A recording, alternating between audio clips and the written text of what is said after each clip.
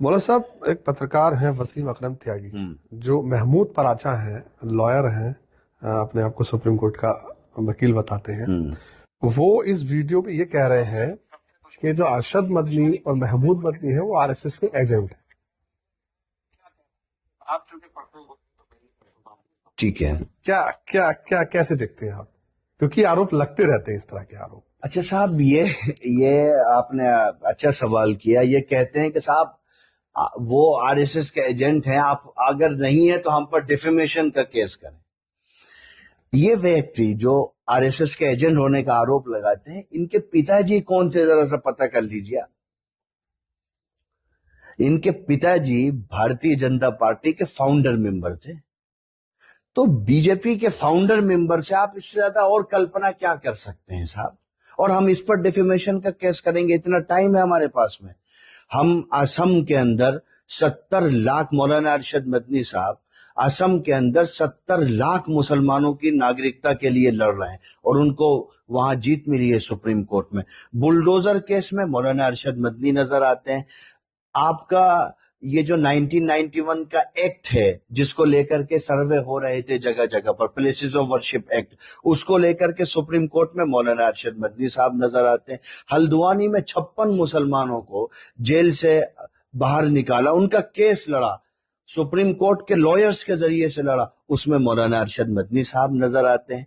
इसके अलावा मदरसों की लड़ाई आप कल्पना कर सकते हैं, हजारों मदरसों पर तलवार लटकी हुई थी एनसीपीसीआर में, उसमें मौलाना अरशद मदनी साहब नजर आते हैं। वक्फ अमेंडमेंट एक्ट आता है, सबसे बड़े सम्मेलन देश के अंदर, उसके खिलाफ में 3 रैलियां मौलाना अरशद मदनी साहब करते हैं। सुप्रीम कोर्ट में कपिल सिब्बल साहब मौलाना अरशद मदनी के वकील के तौर पर पेश होते हैं। तो भाई, वक्फ उम्मीद सेंट्रल पोर्टल पर जायदादों को अपलोड किया जाए, मौलाना अरशद मदनी साहब करते हैं। संभल दंगों पर मौलाना अरशद मदनी साहब की state unit free legal aid देती है। मुरादाबाद लिंचिंग पर मौलाना अरशद मदनी साहब की यूनिट फ्री लीगल एड देती है। अलीगढ़ लिंचिंग पर मौलाना अरशद मदनी साहब की यूनिट फ्री लीगल एड देती है। कुशीनगर में, महाराजगंज में मदरसों के लिए स्टेट प्रेसिडेंट मौलाना अरशद रशीदी साहब की लीडरशिप में और मौलाना अरशद मदनी साहब की क़यादत में जमीयत उलमा हिंद ने इलाहाबाद हाई कोर्ट में उनके केस लड़ती है और जिसमें से कईयों को तो रिलीफ भी मिल गई है। तो भाई, आप हमारी क्रेडिबिलिटी पर सवाल उठाओगे, जमीयत उलमा हिंद, और इस पर हम डिफेमेशन का केस क्यों करेंगे भैया? इतना टाइम है हमारे पास में, इतना पैसा है, हम भारत के कमजोर, गरीब, मजलूम मुसलमानों के लिए हम खड़े होंगे, उनकी मदद करेंगे। इस पर डिफेमेशन का केस करके क्या करेंगे? इनकी क्रेडिबिलिटी क्या है भाई? ये हमारे पड़ोस में आए थे चुनाव लड़ने के लिए, अब आप पूछ लीजिएगा जाकर के कितना वोट मिला था। रामपुर लड़े थे चुनाव। हाँ, जहां भी लड़े हो, हमारे पड़ोस में ही आए थे कहीं। तो इनकी क्या क्रेडिबिलिटी है? हम इन पर डिफेमेशन, इसके बारे में हम चर्चा करके इसका स्टेटस भी नहीं बढ़ाएंगे साहब। हमारी समाज के प्रति जो जवाबदेही है और हमारी जो जिम्मेदारी, हम डंके की चोट पर आन बान शान के साथ में कौम और मिल्लत की खिदमत कर रहे हैं और हमें इस पर अल्लाह के हुक्म से और अल्लाह के फजल से हमारे मन को संतोष भी है। इस तरह के लोग बहुत है, कुछ लोग लिख करके भी क्रिटिसाइज कर, और इनका कोई कंट्रीब्यूशन मुसलमानों के लिए, कम्युनिटी के लिए नहीं है। भाई, आप किस पर आरोप लगाते हो? जिसके फादर, जिसके पिताजी अगर ब्रिटिश गवर्नमेंट से कहते कि रायसीना हिल्स के सामने आप वायसराय जहां रहते हैं उससे ऊंचा महल मुझे बना करके दो, तो ब्रिटिश गवर्नमेंट बना करके देती। सिर्फ एक मांग करती ब्रिटिश गवर्नमेंट कि आप अंग्रेजों के खिलाफ फौज में भर्ती होने का फतवा वापस ले लीजिए। ये मौलाना हुसैन अहमद मदनी के बेटे हैं, जिसने कहा था मसाइब में उलझकर मुस्कुराना मेरी फितरत है, मुझे नाकामियों पर अश्क बरसाना नहीं आता। आप उस बुलेट पर, आपकी, मैं औकात और हैसियत के शब्द नहीं बोलना चाहता, मेरी थोड़ी भाषा की मर्यादाएं हैं, वरना आपकी क्या क्रेडिबिलिटी है? आप उस पर बात करते हैं। आप कहते हैं मौलाना महमूद मदनी साहब भी आरएसएस के एजेंट हैं, और कह कौन रहा है ना, मैंने शुरू में कहा, भारतीय जनता पार्टी का फाउंडर मेंबर का बेटा कह रहा है। अब लोगों के विवेक पर छोड़ दीजिए।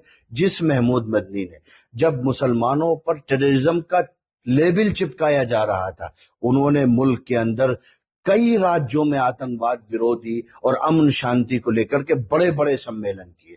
और आपको मैं बताता हूं, आपके माध्यम से लोगों को भी, 2014 में जब ISIS का प्रकोप बहुत था, तो उस वक्त के तत्कालीन गृह मंत्री ने, राजनाथ सिंह ने, पार्लियामेंट की पटल से ये बात कही थी कि अगर भारत के धर्म गुरु मुसलमान युवाओं के अंदर जागरूकता पैदा न करते तो हम ISIS में इन्वॉल्व होने से नौजवानों को इतनी भारी मात्रा में न रोक पाते। भाई साहब, आपका मालदीव के लोग ज्यादा चले गए या ISIS में, भारत के नहीं गए? इसके लिए क्रेडिट आप किसको दीजिएगा? इनको दीजिएगा। तो इसलिए भाई, ये हमारी शराफत इजाजत नहीं देती कि हम इस तरह के लोगों पर कोई टिप्पणी करें। ना ऐसा नहीं है कि हमें बोलना नहीं आता, जब हम बोलते हैं तो साहब पूरी बुनियादों से निकाल करके ले आते हैं। आप, ये तो बहुत बड़ी बात हो गई, हमारे प्रेसिडेंट के बारे में बोल रहे, हमारे बारे में भी कुछ लोग बोलते हैं, हम तो जवाब नहीं देते। क्या मतलब क्या है इस तरह की बातों का? भाई हम तो नहीं कह रहे कि जमीयत सब ठेका ली हुई है, हर समस्या का समाधान जमीयती करेगी। हमारे प्रेसिडेंट ने तो ऐसा दावा नहीं किया। आप क्या कंट्रीब्यूशन है, आप पेश करो ना। आप 4x4 के कमरे में बैठ करके भाषण करने से, 2-4 मजमून लिखने से आप कम्युनिटी का भला तो नहीं कर सकते। तो ठीक है, इस पर हम इसकी ये तमन्ना कभी पूरी नहीं होगी। और ये कह रहे के पास सबूत है, तो भाई लाओ ना सबूत। तुम्हारे पास सबूत है तो करो ना। तुम एक रैली करो, देख लेते कितने लोग हैं तुम्हारे साथ में। छोड़िए, खैर। बस अब राजनीति पर आ जाते हैं।